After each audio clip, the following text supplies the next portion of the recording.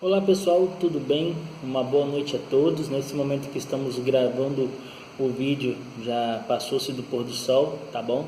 E eu queria dizer que estou muito feliz de poder novamente ativar o nosso canal Bom de Bíblia, onde o intuito aqui desse canal não é desmerecer ninguém, não é falar mal de religião, não é para questionar de forma negativa, não. O intuito desse canal sempre foi e sempre será com um único objetivo: estudar a palavra de Deus. E no nosso grupo, no nosso WhatsApp, eu vou colocar a descrição aqui embaixo depois do nosso vídeo.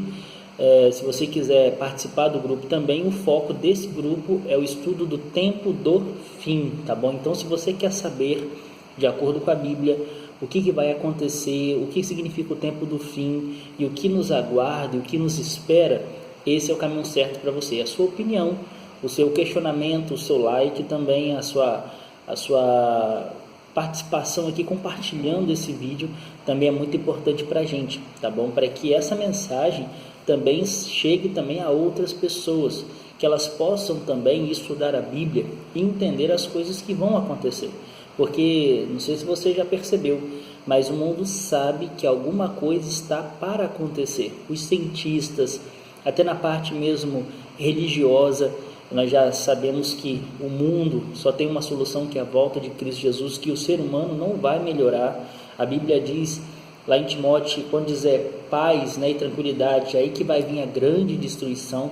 Então nós sabemos que o fim de todas as coisas e a solução dos maus ou dos males que abordam o nosso mundo, que nos afligem, é a volta de Cristo Jesus.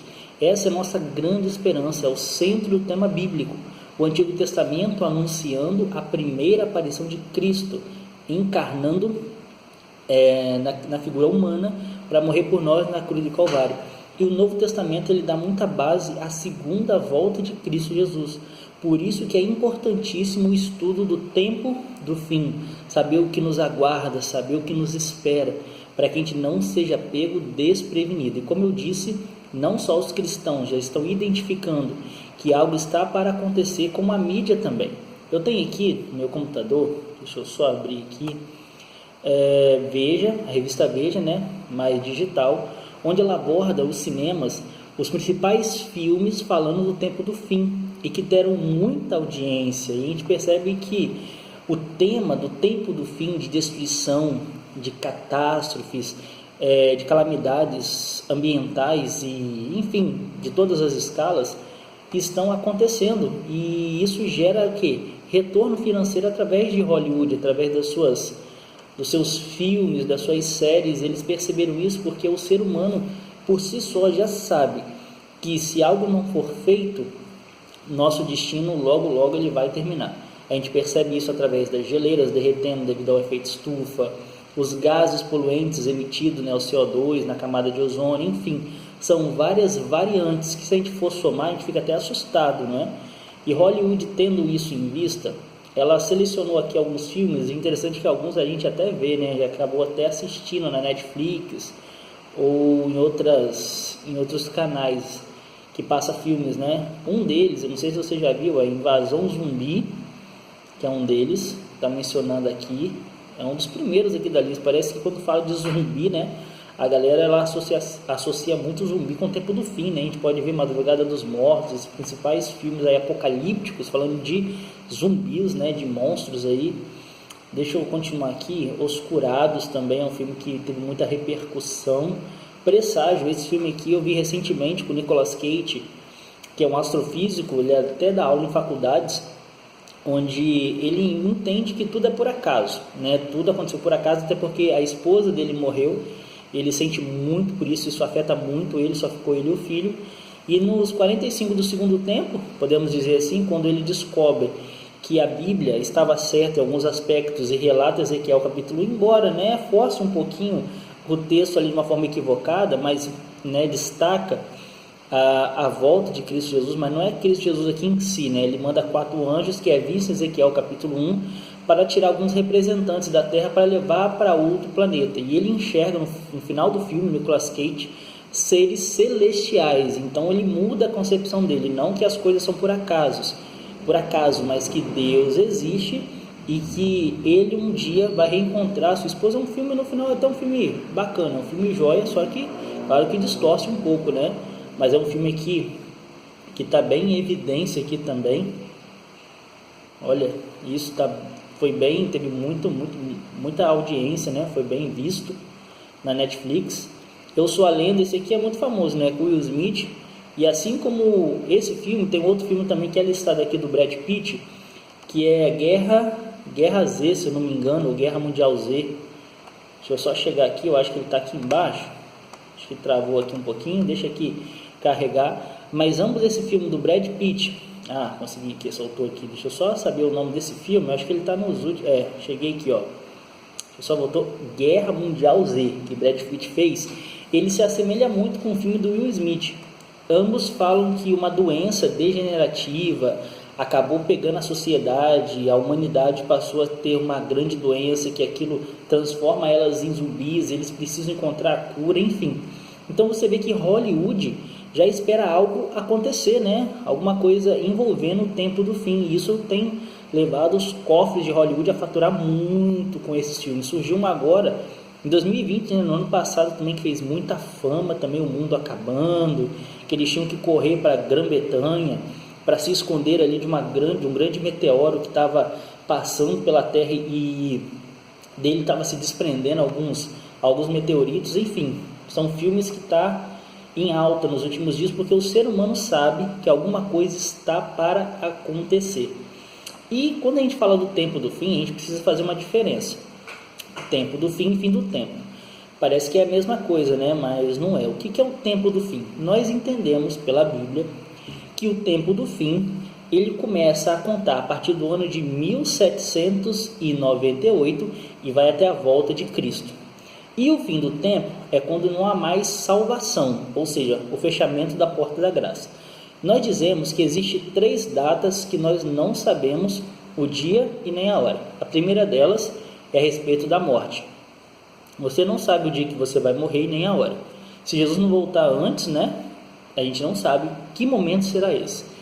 A volta de Jesus, Mateus 24, 36, ali diz que o dia e a hora ninguém sabe, nem o Filho, nem os anjos, somente o Pai. E também o fechamento da porta da graça. O que é isso? Essa expressão, fechamento da porta da graça, não tem na Bíblia. Você pode procurar que não há. Porém, o seu princípio existe. E o que consiste esse princípio? O princípio do fechamento da porta da graça é o período que termina a graça para o ser humano. Porque Deus ele precisa fazer juízo, determinar de fato quem será salvo e quem será perdido. E quando isso acontecer, vai se cumprir Apocalipse 22, 12. Continue o justo na prática da injustiça e o ímpio na prática da impureza. E aí vai se cumprir esse texto. Então vai chegar um momento que a salvação ela vai terminar, o juízo de Deus no santuário celestial ele chegará ao fim, e a partir desse momento 7 pragas elas caem, de acordo com Apocalipse 15, sobre o ímpio, que começa agora a vir a ira de Deus, e depois que termina as 7 pragas, a volta de Cristo ela procede, né? Ela é nessa sequência. Acaba o julgamento investigativo, as 7 pragas caem, e então Cristo volta no final das 7 pragas. Tá bom? Descrito em Apocalipse capítulo 15, capítulo 16 também. Então uma sequência. Então nós entendemos que o tempo do fim ele já começou. O fim do tempo ainda vai ocorrer, que é quando termina a graça para toda a humanidade. Agora o tempo do fim nós entendemos que começou a partir do ano de 1798 e decorre até o momento em que estamos. E por que nós entendemos isso? Calma, vamos agora fazer uma recapitulação, fazer um parâmetro, porque como os assuntos desse vídeo em diante será sobre o tempo do fim, a gente precisa então começar do ponto de partida, tá bom? Nós não vamos falar na época de Jesus, naquela época dos discípulos, não. É claro que a gente precisa sempre voltar um pouco lá, analisar alguns contextos, mas o ponto principal é falar dos eventos do tempo do fim. Então, estou começando com um ponto de partida, quando que se inicia esse tempo? Em 1798. Bom, e por que se inicia nesse período? É o que nós vamos falar agora. Eu preciso que você abra sua Bíblia comigo no livro de Daniel, capítulo 7, verso 25. Se você já está com sua Bíblia aberta, pode ler comigo em Daniel capítulo 7, verso 25, que nós lemos assim: Proferirás palavras contra o Altíssimo, magoará os santos do Altíssimo e cuidará em mudar os tempos e a lei. E os santos lhe serão entregues nas mãos por um tempo, 2 tempos e metade de um tempo. Bom, parece que ficou um pouco difícil de entender o que esse texto está querendo dizer, né? Mas calma, vamos então esclarecer, vamos fazer uma exegese do texto. Mas antes, você precisa entender a diferença entre os livros apocalípticos e os livros poéticos, os livros históricos. Existe uma diferença aí. Qual que é a diferença? Os livros históricos são livros que ali onde você lê mulher, é mulher mesmo, pedra, é pedra mesmo, água, é água mesmo. E alguns exemplos, o dilúvio, a arca de Noé, Adão e Eva, Caim e Abel, são histórias que você lê de fato como são e você entende daquela forma. Agora, os livros apocalípticos, para ser mais exato, o livro de Daniel e o livro de Apocalipse, praticamente 90% desses livros você não entende como se lê. Ou seja, mulher não é mulher de carne e osso. Essa mulher representa, figurativamente falando, um outro pensamento, né? Talvez significa algo, outro sistema ali no caso, né? Representa não uma mulher, mas uma igreja, né? Agora eu vou até dar a resposta. Então, quando você vê mulher, você já liga com igreja. Por que, Rodrigo? Você tirou isso de outro livro? Não. A própria Bíblia ensina isso. É uma linguagem simbólica. Por exemplo, lá em Apocalipse, você vai ver o cordeiro sendo ferido. O cordeiro não é um animal mesmo, mas é o próprio Cristo Jesus que morreu por nós na cruz do Calvário. Então, é uma forma de falar de uma forma figurativa. Então, quando nós vamos para Apocalipse, a gente tem que ter essa visão, tá bom? De investigação e saber que talvez uma palavra não signifique aquilo mesmo, mas tem um outro sentido. Como eu falei, mulher, se você for para Apocalipse capítulo 12, Apocalipse 17, fala a respeito de uma mulher que no capítulo 12 ela está de branco e com o tempo ela se corrompe e se torna mulher do capítulo 17, vermelha e contaminada. No capítulo 12, branca e pura. No capítulo 17, vermelha e contaminada. Ela se contamina com as imundícias da prostituição e dos reis da terra. E onde que nós sabemos que mulher, nesse contexto, representa a igreja? É só ir para Efésios capítulo 5, se eu não me engano, do verso 23 ao 32. Você vai ver que o apóstolo Paulo, ao escrever para a igreja de Éfeso, ele faz uma comparação. Cristo sendo o noivo e a mulher sendo a igreja. E aí você tem a palavra-chave que mulher representa igreja. E não para só por aí. Você vai ver que no capítulo 12 do mesmo livro de Apocalipse fala de um dragão que perseguiu essa mulher. Quando você vai para o verso 7 e o verso 9, é interpretado que o dragão é o próprio Satanás, a antiga serpente que aparece lá no Jardim do Éden. Percebeu? Além de estrelas representar mensageiros, água, povos, multidões, nações e línguas, Apocalipse 17 e 15, e assim sucessivamente, tá bom? Quando nós vamos para o livro de Daniel, a gente precisa ter esse olhar também de uma investigação apocalíptica. Precisamos colocar e dar nome aos bois, né? Melhor dizendo. Se você ver desde o versículo 1 ao versículo 25, Daniel ele fala a respeito de 4 animais. Quais são eles? Leão, o urso, o leopardo e o animal terrível e espantoso. Cada animal desse representa um império, desde Babilônia, que é o leão, até Roma, no período em que Cristo viveu, e também se antecede um pouco até a sua destruição no ano 476 depois de Cristo, devido às invasões bárbaras que acontecem no 5º século depois de Cristo. O que Daniel estava fazendo? Ele estava narrando uma sequência de eventos sucessivos, de um império para o outro. E nesse momento ele descreve que no período daquele animal terrível e espantoso, na cabeça dele surgiriam 10 chifres. Desses 10 chifres, 3 iriam cair porque um chifre pequeno iria derrubar esses 3 chifres. Cada chifre desse animal terrível e espantoso, representa uma divisão do Império Bárbaro. Isso realmente aconteceu e a história ela prova isso. E 3 tribos ela foi contra esse chifre pequeno. A propósito né, para você entender, quem é esse chifre pequeno que surgiu desse Império de Roma, que é representado pelo animal terrível e espantoso? Quando nós vamos para Daniel 25, a gente olha as características desse chifre pequeno. Ele proferiu palavras contra o Altíssimo, magoou o santo do Altíssimo e cuidou em mudar os tempos e a lei. Essas 4 características elas são muito importantes, mas a quinta é ainda mais. e ela seria entregue nas mãos deles, né, por um tempo, 2 tempos e metade de um tempo. Então vamos olhar todo o escopo, né, todo o corpo desse versículo. Vamos olhar de trás para frente para ficar mais fácil. Qual foi o império que reinou durante um tempo, 2 tempos e metade de um tempo? Lembrando que aquela visão investigativa apocalíptica. O que representa tempo em profecia? Se você abrir sua Bíblia em Daniel capítulo 4, no verso 16, ali diz que Nabucodonosor, ele teria o seu castigo de ir para o pasto, né? Foi que Deus castigou ele, tirou ele do poder e mandou ele para o pasto para viver com os animais como se fosse fera no campo durante 7 anos. Só que em Daniel 4,16 fala que ele ficou lá por 7 tempos.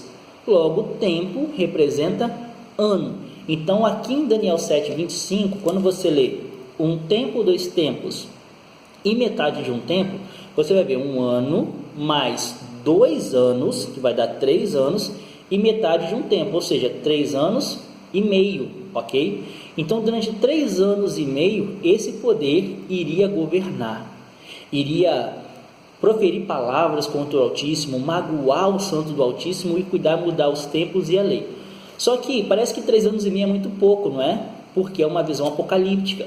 Um ano, quando nós vamos para o calendário judaico, que geralmente todos os meses tinha 30 dias, se você pega 30 vezes 12, vai dar 360, que era mais ou menos a quantidade de dias que tinha um ano no calendário judaico, na qual Daniel se batizou. Logo, 360 dias vezes 3 anos e meio, nós chegamos numa quantidade de tempo de 1260 dias. Quando nós fazemos agora a transformação de dia para a profecia, quando você vai para Números 14, 34 e também Ezequiel capítulo 4, 6 e o verso 7, ali diz que dia em profecia se refere a anos. E aonde que a gente vê isso? De uma forma bem clara, bem objetiva. No castigo que Deus dá para o povo de Israel durante 40 dias, equivale a 40 anos, de acordo com Números 14 e 34. Então a gente percebe que esses 1260 dias, eles são na verdade 1260 anos literais. Simbólicos, 3 anos e meio. Literais, 1260 anos é o período. E se você for analisar a história, olha que coisa fascinante. Olha como as profecias, elas precisam ser enxergadas à luz da história, quando ela vai se cumprindo. Em 538 depois de Cristo, Justiniano já tinha derrubado as 3 tribos bárbaras que se colocavam em oposição à supremacia papal, à ordem do Papa, que eram os ostrogodos, os visigodos e os vândalos. Ou seja, essas 3 tribos, elas foram destruídas. E no ano 538, quando essas 3 tribos bárbaras são destruídas, ninguém agora se colocava contra o Papa. Ninguém agora se colocava contra esse grande poder, e abriu então-se um grande caminho para a supremacia papal, onde durante 1260 anos, como a profecia descreve, a supremacia papal, ou a era dos papas, ela aconteceu com grande poder, tá bom? Tudo que o Papa falava, o imperador assinava embaixo, tá bom? E nesse período, eu até estou estudando agora na faculdade, filosofia, é o período que a filosofia ela entra dentro da igreja, com os pensamentos e instrução de patrísticos da igreja, ou seja, de padres da igreja, como Agostinho de Hipona, depois no século XIII com Tomás de Aquino, onde os pensamentos, tanto da escola patrística como das escolas mesmo, que depois elas são abertas, né? Porque a gente sabe que quando Roma começou a governar, na verdade a supremacia papal, naquele período ali que os bárbaros invadem, do ano 476 até um pouquinho ali, até o ano de 781, mais ou menos por ano 800, as escolas fecharam. O conhecimento ficou retido apenas para a igreja. O povo não sabia quase ler nem escrever. A cultura diminuiu bastante. Apenas o clero, apenas os líderes religiosos que tinham acesso ao conhecimento, tá bom? Que prejudicou muito até vamos dizer assim, a difusão do evangelho. Por isso que a gente diz que é um período de espiritualidade das trevas, escura. As pessoas elas eram alienadas ao que a igreja falava, elas não podiam pensar, elas não podiam questionar, elas não podiam fazer perguntas, e se colocassem contra a igreja, dependendo da forma como era, eles eram vistos como hereges, como bruxos, como feiticeiros, eram levados às fogueiras, enfim. É um período espiritual muito delicado, onde as trevas medievais acabaram ofuscando ali o povo de Deus durante esse período.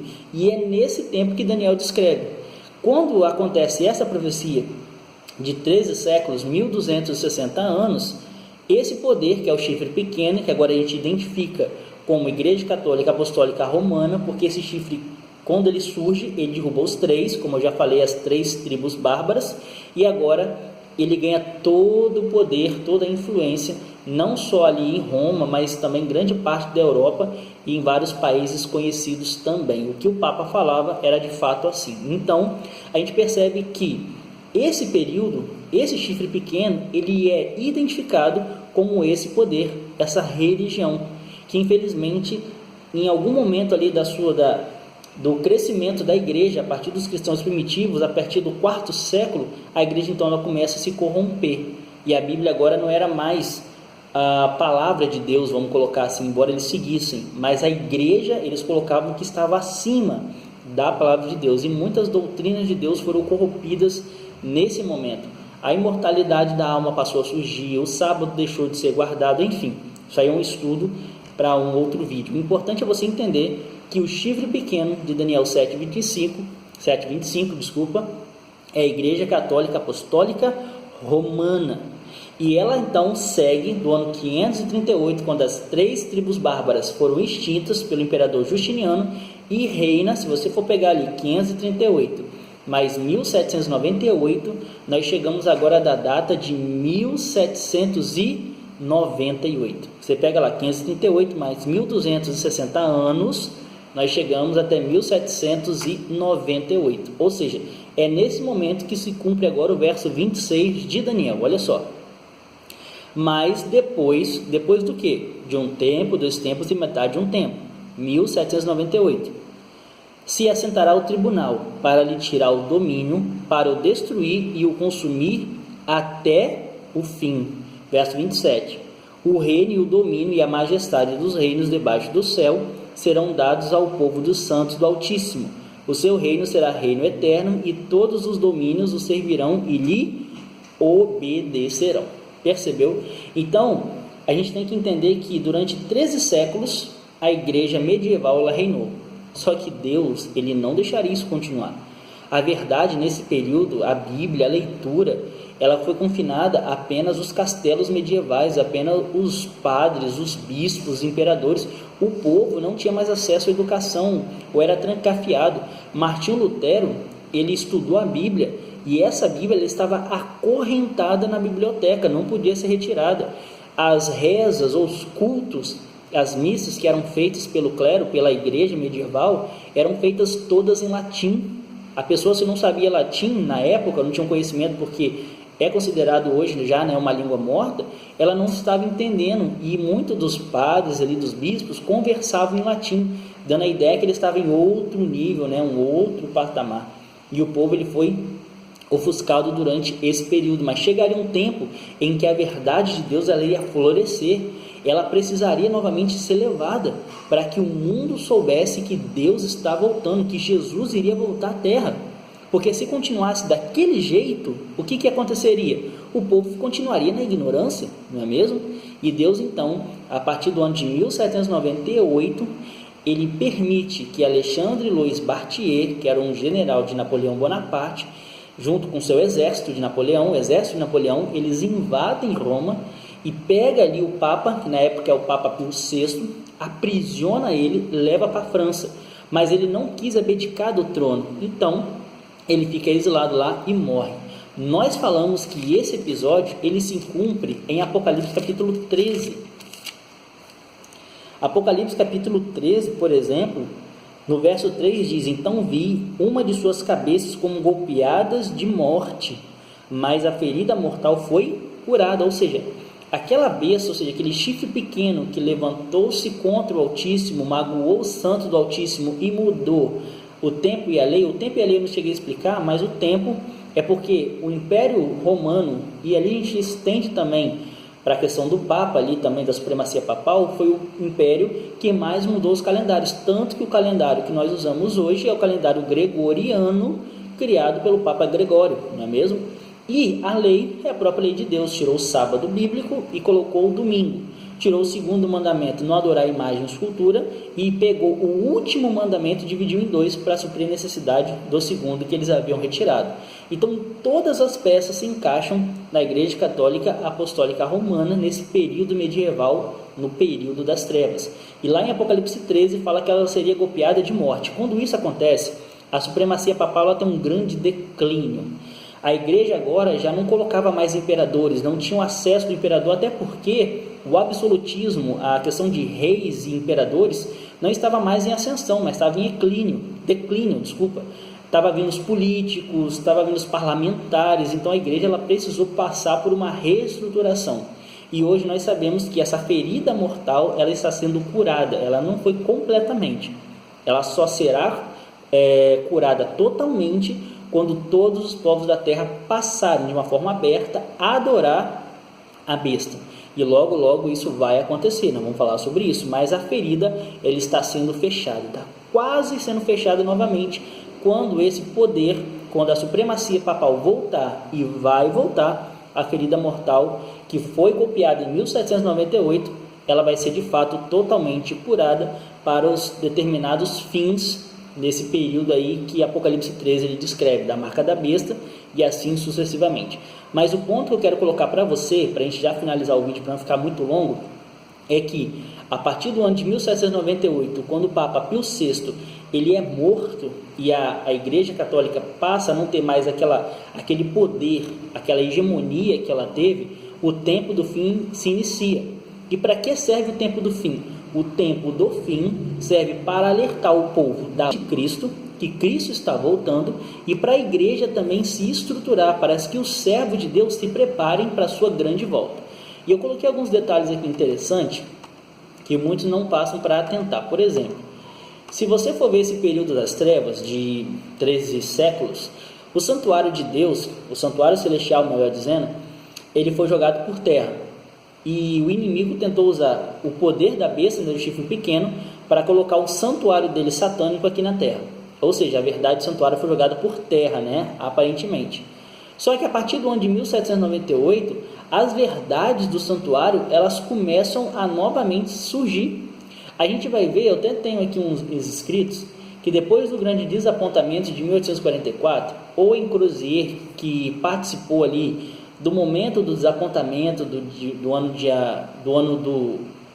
dia 22 de outubro, né, de 1844, era amigo de Ian Edson e Franklin Hahn, e eles estavam ali, participaram do grande desapontamento, estavam tristes, só que no dia posterior ao grande desapontamento, no dia 23 de outubro de 1844, eles estavam presentes quando Ian Edson ele teve a visão do milharal, onde ele viu Jesus saindo do lugar santo do santuário e indo para o lugar santíssimo.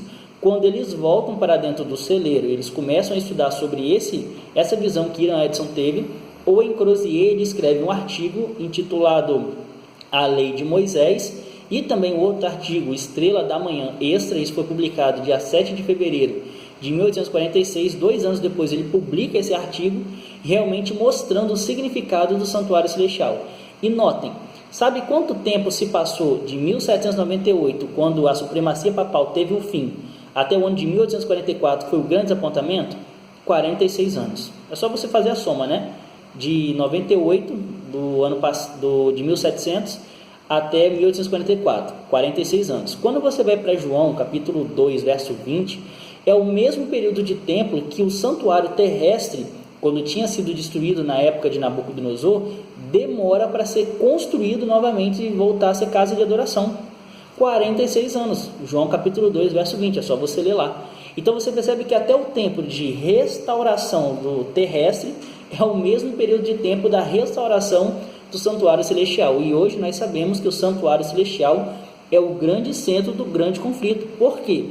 Todas as doutrinas que nós conhecemos hoje derivam do santuário celestial. O plano da redenção, o sábado, os mandamentos de Deus. É no santuário celestial que Deus habita, que é o trono de Deus, que Jesus agora está intercedendo pela gente como sumo sacerdote. Perceba, o sumo sacerdote, que é Cristo, ele tem um papel fundamental no dia da expiação, que é de julgamento, e depois ele sai para abençoar o povo. É a mesma coisa que Cristo irá fazer e está fazendo. Jesus agora ele está fazendo o quê? Ele está intercedendo pelo povo no julgamento. Só que depois ele sai na sua volta e recebe da sua igreja, na volta dele à terra, e abençoa o povo. Olha que doutrina maravilhosa, que o inimigo tentou jogar por terra, mas agora é trazida novamente e colocada no tema central, que é muito importante, que é o santuário celestial. Ele passou a ser estudado e analisado a partir de 1798 em diante. Ele ganha mais escopo, né, mais destaque a partir do ano de 1844, pela visão de Hiram Edson, né, e essa luz que deu para o povo, o surgimento do povo adventista, né, que nós conhecemos, e também para esse artigo, para nós entendermos melhor o que aconteceu nesse ministério bifásico de Cristo, né, de sacerdote e também de sumo sacerdote, né? Então isso é muito importante, nós entendermos que esse ano de 1798 para cá, ele foi importantíssimo. Agora eu não tenho tempo de falar sobre os eventos que aconteceram em 1798 até o ano de 1844. Muita coisa aconteceu, o movimento milerita, a questão ali da justificação pela fé, que desde Martinho Lutero do século XVI ele foi vindo e ganhou força também no movimento adventista. John Wesley também, que teve os seus conceitos, foram muito importantes para essa época. Os pioneiros, calma, a gente vai falar de cada um desses aspectos para que a gente possa montar o quadro para o tempo do fim. Mas eu gostaria de terminar esse vídeo passando para você algo que me deixou muito feliz. Eu sempre tentei encontrar algo nos nossos tempos, né? Vou colocar aí de alguns séculos passados para cá, até 300